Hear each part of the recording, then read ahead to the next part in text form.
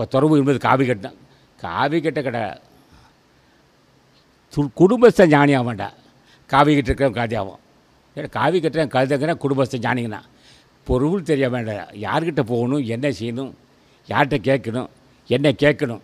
ஒரு கண்டு யாராவது மகான்கிட்ட கேட்கணும், என்னை நான் உணர வேண்டும், நான் உன்னை உணர வேண்டும் என்று நான் என்னை உணர்கின்றனோ அன்றே நான் உன்னை உணர்வேன். உன்னை நான் உணர்ந்தால் என்னை நான் உணர்வேன்.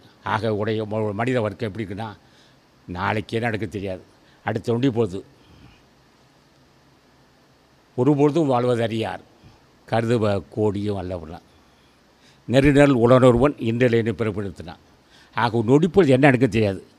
ஆக நிலையில்லாத வாழ்க்கை பெற்றிருக்கிறோம். ஆக கற்பனை பண்ணக்கூடாது, நாளைக்கே நடக்கும் தெரியாது.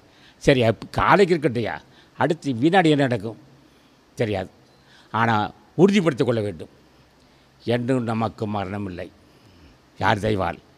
ஆறுமுக பெருமான் தெய்வால். என்று நமக்கு சாவு இல்லை. யார் தெய்வால்? அகத்திய தெய்வால். என்று நமக்கு சாவு இல்லைன்னு சொன்னால் அது ஒன்று ராமலிங்க சாமியில் இருக்கணும், ஒன்று மாணிக்க வாசகனாக இருக்கணும், ஒன்று அகத்திய சாணம் இருக்கணும், அல்லது முருகப்பெருமான். யாராவது ஒருவன் திருவடி பற்றிய அன்றி இந்த வாய்ப்பை பெற முடியாது. ஆகவே அன்பர்கள், இந்த அகத்திய சன்மாசங்கம் வளர வேண்டும். அதுக்கு தொண்டு செய்கிற மக்கள்லாம் ஈடு வாழ வேண்டும். அவன் குடும்பஸ்தனாக இருந்தாலும் சரி, அவன் குடும்பஸ்தத்துக்கு வாய்ப்பு இருக்கா. அவன் என்ன செய்யறான், குடும்பஸ்தன் காமவெறி வந்து மனை விட்டு கூடுறான், மன சாந்தமாகிடுது, போராட்டம் இல்லை. ஆக குடும்பஸ்தன் ஞானி வெகு விரைவில் ஞானி ஆகலாம். ஆனால் இந்த இடத்துக்கு வந்துட்டால் மட்டும் முடியாது.